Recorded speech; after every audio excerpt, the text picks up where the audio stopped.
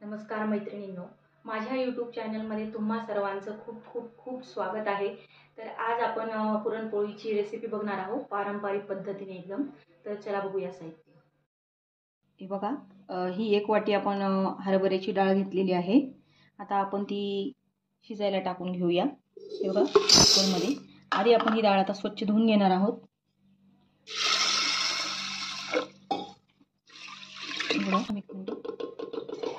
ही एक वाटी डाळ घेतलेली होती आपण। आता याच्या दुप्पट आपण पाणी घेणार आहोत। बघा, याच्या दुप्पट पाणी टाकलं की एकदम ते बरोबर होतं। आणि आपण आता ही डाळ शिजवून घेणार आहोत। आता डाळ थोडीशी गतकू देणार आहोत, मग आपण कुकर लावणार आहोत। हे बघा, छान डाळ गतकलेली आहे आणि त्याच्यातलं थोडंसं पाणी बी कमी झालेलं आहे। आता आपण कुकर लावून घेणार आहोत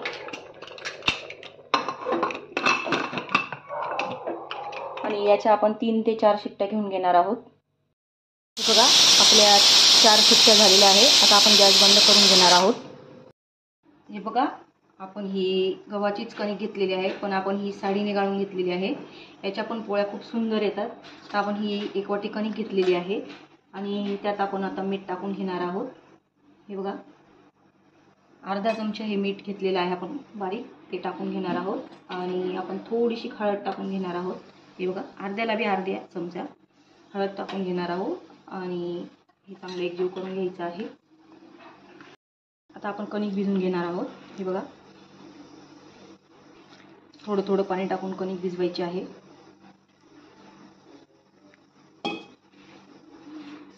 हे बघा, ही कणिक भिजवलेली आहे आपण।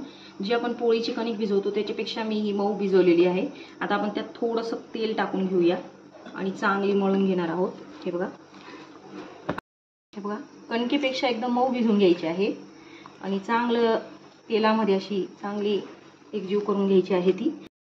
थोडंसं पाणी अजून टाकणार आहोत आपण आणि एकदम पातळ कणिक भिजवणार आहोत। हे बघा, या प्रकारे एकदम।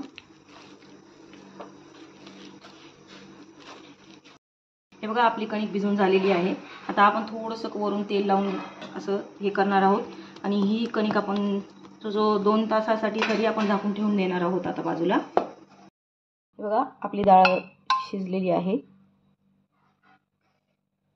हे बघा, डाळ एकदम व्यवस्थित शिजलेली आहे। आता आपण ती काढून घेणार आहोत। आता डाळ आपण कढईत काढून घेणार आहोत। सगळी डाळ घेतलेली आहे व याच्यात कढईमध्ये, त्यात आपण पाणी ॲड केलेलं आहे 1 तांब्या। आता आपण गॅस चालू करून ही डाळ थोडीशी उकळू देणार आहोत अजून। बघा, आपली डाळ आता गाळ झालेली आहे।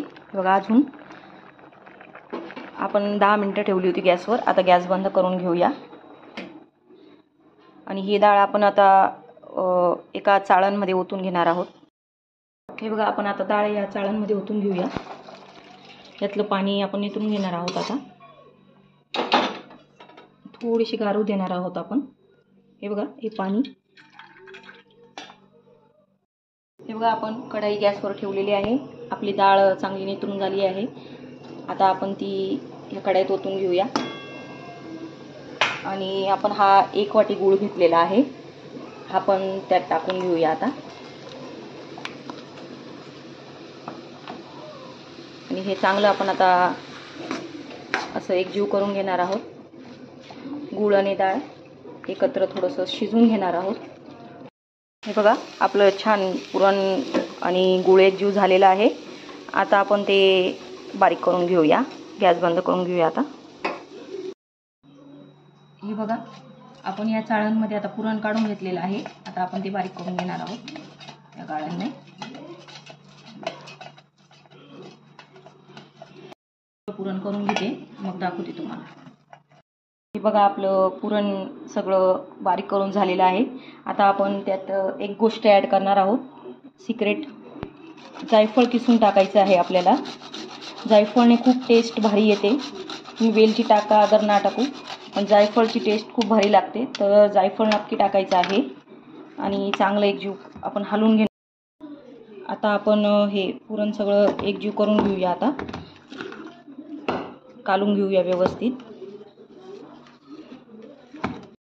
हे बघा आपलं पुरण रेडी आहे. आता आपण पोळ्या लाटून घेऊया. बघा आपल्या कणकेला 2 तास झालेले आहेत. हे बघा आता आपण पोळ्या करून घेऊया. आपण तवा तापायला ठेवून देऊया. हे बघा आपण चांगली कणिक तेल लावून परत एकदा मळून घेणार आहोत. आता बघा किती सुंदर कणिक झालेली आहे आपली. बघा हे बघा आपली कणिक चांगली मळून झालेली आहे व्यवस्थित. आता आपण याच्या छोटे छोटे लाट्या करून घेणार आहोत. हे बघा या प्रकारे आपण छोटे छोटे गोळे करून घ्यायचे आहे. आता आपण गोळ्यांना पीठ लावून घेऊया आणि हे गोळे आपण लाटून घेऊया आता थोडे थोडे.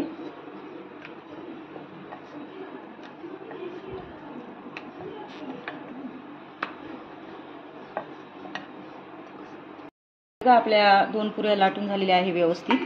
आता आपण पुरण घेऊया. हे बघा हा पुरणचा आपण गोळा करून घेतलेला आहे. आता आपण तो यात असा पसरून घ्यायचा आहे आणि हे पण ही पुरी दुसऱ्या ह्याच्यावरून ठेवायची आहे अशी. या प्रकारे असे व्यवस्थित आपण चपट करून घ्यायचं आहे. आता पोळपाटवर पीठ टाकायचं आहे. असं व्यवस्थित दाबून घ्यायचं आहे असं व्यवस्थित. आता आपण लाटून घेऊया. अद्धर अद्धर लाटायचं आहे म्हणजे पोळी फाटायला नको, त्याप्रमाणे अद्धर अद्धर लाटायचं आहे. सगळीकडून लाटून फिरवायचं आहे असं व्यवस्थित. बघा आपली पोळी छान लाटून झालेली आहे. आता आपण ती तव्यावर टाकून घेऊया. बघा तव्यावर थोडंसं तेल टाकून घेतलेलं आहे. आपला तवा छान तापलेला आहे. पोळी टाकून घेऊया. हे बघा आपण आता पोळी उलटून घेणार आहोत. आपण पोळीला तेल लावून घेणार आहोत. तुम्हाला आवडत असेल तर तुम्ही तूप पण लावू शकतात. मी तेल लावून घेत आहे. आता आपण पोळी उलटून घेणार आहोत. बघा दुसऱ्या बाजूने पण आपण तेल लावून घेणार आहोत पोळीला. बघा हा किती सुंदर फुगते पोळी. बघा तर आपली पोळी रेडी झालेली आहे. तर हे बघा मैत्रिणींनो आपल्या पुरणपोळ्या एकदम रेडी झालेल्या आहेत.